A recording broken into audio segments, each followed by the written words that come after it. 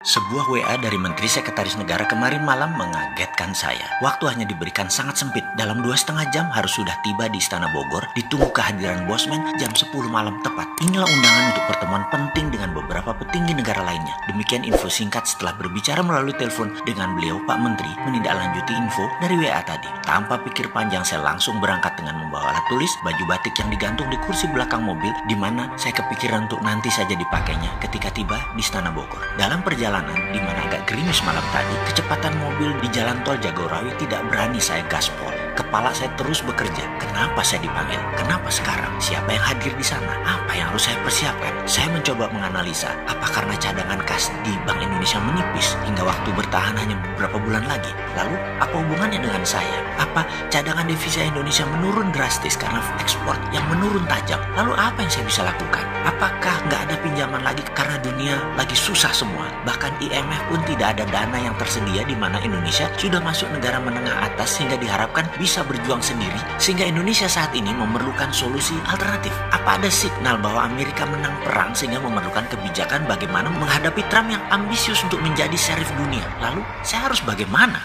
Pikiran saya yang liar ke sana kemari tanpa terasa membawa ke ujung jalan tol keluar di dekat terminal Baranang Siang, Bogor. Belok kanan dan tidak lama kemudian kurang dari 5 menit sudah sampai gerbang Istana Bogor yang malam itu cukup lengang suasananya. Namun protokol keamanan di depan gerbang ternyata ketat sekali. Kendaraan saya berhenti tepat di depan gerbang. Jendela kaca mobil saya turunkan perlahan. 2 orang menghormat dan membungkuk menanyakan identitas saya yang dicocokkan dengan data di map seorang perwira di belakangnya. Mardi Guowi ya Pak, katanya sopan. Yang dilanjutkan, silakan parkir di sisi kiri, nanti Bapak akan kami kawal ke dalamnya. Saya melihat jam dan jam menunjukkan jam 9.40 malam. Alhamdulillah tepat waktu. Sambil memarkirkan mobil, saya ganti pakaian batik dan mengambil map kulit, buku catatan favorit saya. Kendaraan listrik Golf menanti saya dan saya pun duduk di samping pengemudi yang kemudian berjalan cukup kencang ke arah pepohonan sisi kanan, berbelok sedikit, kemudian dari kejauhan gedung megah walaupun agak tua terlihat anggun ketika diberikan sorot lampu menyinari sekeliling gedung tersebut. Ini dalamnya Istana Bogor itu ya, demikian gumam saya dalam hati. Kendaraan listrik berhenti di posisi agak ujung, lalu 2 orang pria menggunakan batik menghormat singkat kepada saya sambil mengulurkan tangannya menunjukkan saya harus menaiki anak tangga di depannya, dan satu lagi temannya mendahului langkah saya mengarahkan kemana jalan yang harus saya tuju. Jajaran kursi antik dan meja di ruang pendopo terlihat sepi. Kemudian diarahkan saya ke belakang, ruangan yang ada 2 penjaga di pintunya dengan pintu tinggi warna putih. Pintu 2 daun. Agaknya ruang meeting utama ini menurut perkiraan saya waktu itu. Ternyata saya tidak dibawa ke sana tapi terus ke kanan, lorong agak panjang menuju satu ruangan tamu agak kecil jika dibandingkan ruang pendopo di depan tadi. Saya diperintahkan duduk, namun belum saya duduk ada suara memanggil nama saya. Pak Mardiwowi. Saya pun membalik badan dan ada 2 orang yang posisinya terhormat di negeri ini menghampiri saya, Pak Pratikno dan Pak Pramono Anung. Saya pun membalik badan, kedua telapak tangan saya rapatkan menghormat kedua tuan rumah tersebut dalam protokol COVID, di mana sejak tadi saya menggunakan face shield dan masker yang kemudian di belakang keduanya tanpa seorang dokter langsung mengecek suhu saya dan beberapa pertanyaan standar protokol COVID yang kemudian saya pun mencopot semuanya ketika dikatakan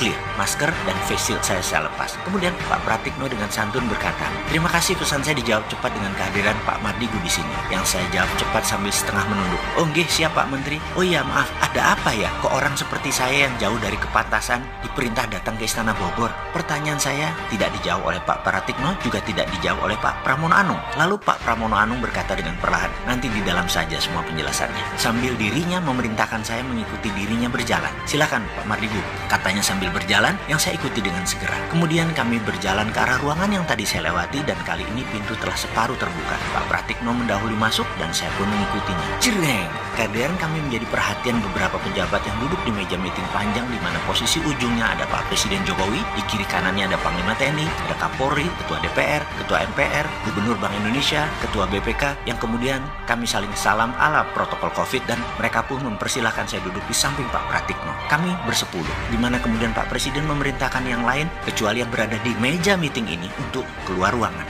Semua ini membuat saya tegang sekali karena tidak tahu apa yang akan terjadi.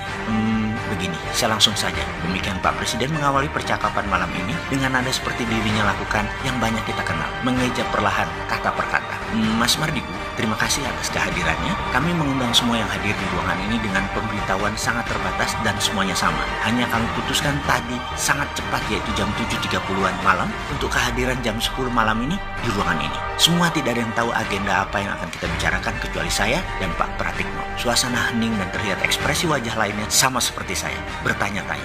Mas Mardigu, demikian nama saya disebut beliau dan saya menambah tegang, deg-degan di hati saya. Kalau saya beli waktu 15 menit. Demikian Pak Presiden melanjutkan perkataannya. Bisakah presentasi singkat, padat, cepat menceritakan bagaimana strategi MMT kita terapkan untuk Indonesia menjadi negara nomor 1 di dunia dalam waktu yang cepat dan harus diraih sebelum tahun 2030.